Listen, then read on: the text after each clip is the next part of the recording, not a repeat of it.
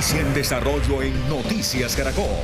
A las 7 de la mañana en punto retomamos la información en el plano internacional a propósito de la tensión que se vive en Medio Oriente. Antes de salir a La Haya para participar en la cumbre de la OTAN, el presidente Donald Trump se refirió al alto al fuego entre Israel e Irán. Establecemos hasta ahora contacto con nuestro corresponsal en Washington, Juan Camilo Merlano. Juan, buenos días. ¿Qué fue lo último que dijo el mandatario?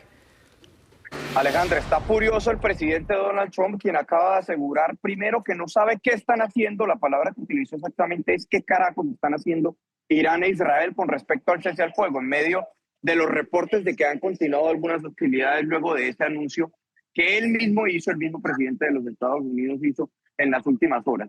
Dice que Israel debe retirar a sus pilotos inmediatamente, que deben regresar. Allí podemos ver el mensaje más reciente que acaba de publicar el presidente Trump. Israel, no lancen esas bombas. Si lo hacen es una violación mayor al acuerdo del cese al fuego. Regresen a sus pilotos a casa. Pero ahora, hace algunos minutos, cuando habló ante los medios de comunicación, incluso fue más duro. Escuchemos.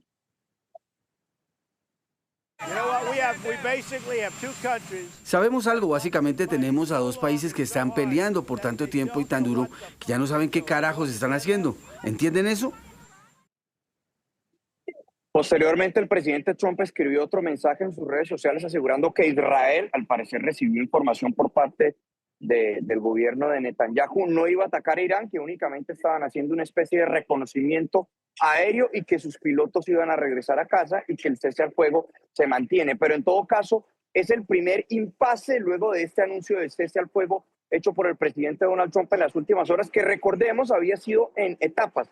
Una primera etapa de 12 horas donde iba a iniciar Irán su cese al fuego, luego de esas 12 horas Israel iba a iniciar su propio cese al fuego por otro periodo de 12 horas y a las 24 horas se iba a anunciar el fin de lo que Trump ha llamado como la guerra de los 12 días, que recordemos es el escalamiento o el intercambio de misiles entre Israel e Irán, en el que intervino Estados Unidos el fin de semana con este ataque en contra de 3 instalaciones nucleares iraníes con 14 bombas tipo GBU-57, que es también la llamada madre de todas las bombas. Luego tuvimos lo que fue la retaliación por parte de Irán el día de ayer en contra de una base estadounidense, la base estadounidense Al-Udeid, que es la base de Estados Unidos más grande en el Medio Oriente, que se encuentra en territorio catarí. Un ataque que fue repelido exitosamente por parte de los Estados Unidos, según anunció el presidente Trump, que incluso lo calificó como un ataque muy débil y que en todo caso abrió paso posteriormente a que el presidente de los Estados Unidos anunciara este cese al fuego, que repito,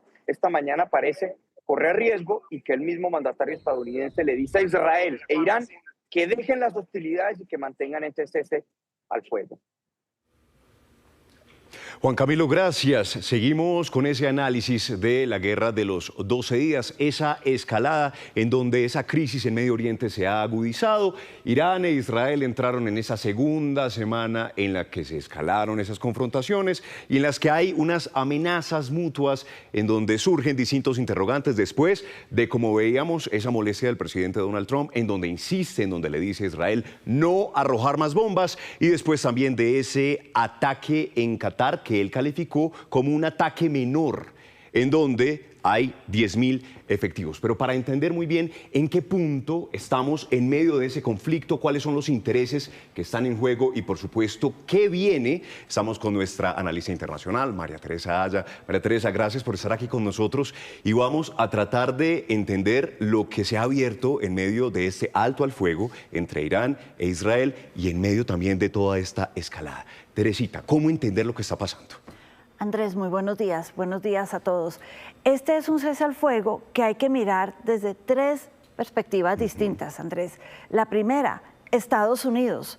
Como bien nos contaba Juan Camilo, Estados Unidos entendió que ya finaliza su actuación en la guerra, entendió que con los ataques el sábado al programa nuclear de Irán había cumplido con Israel y con ellos mismos al debilitar a Irán.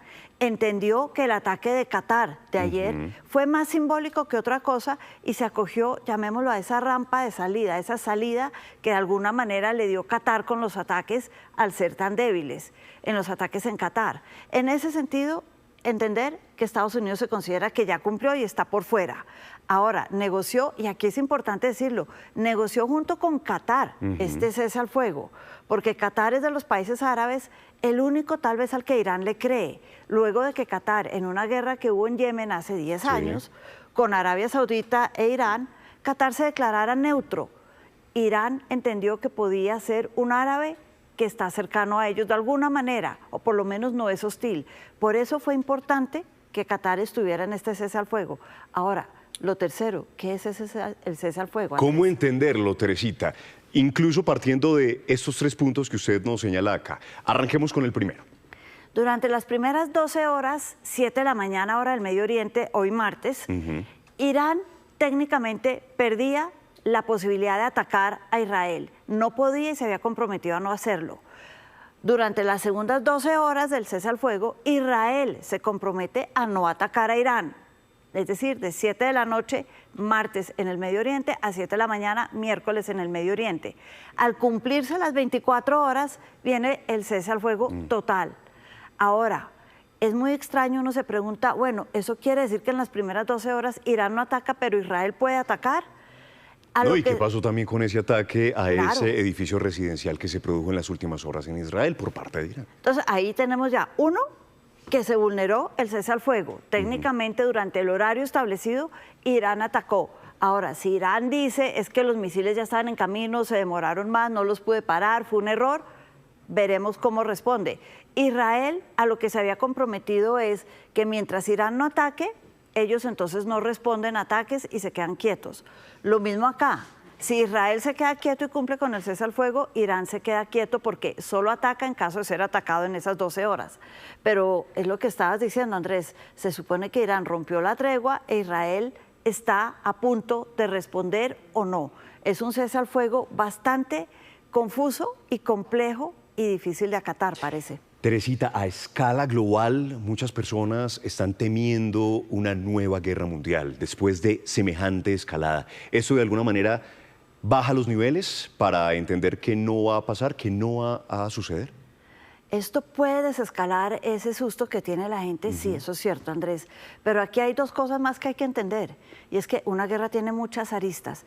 Uno, para yo cumplir el cese al fuego, ¿se han cumplido mis objetivos como país cuando entré a la guerra?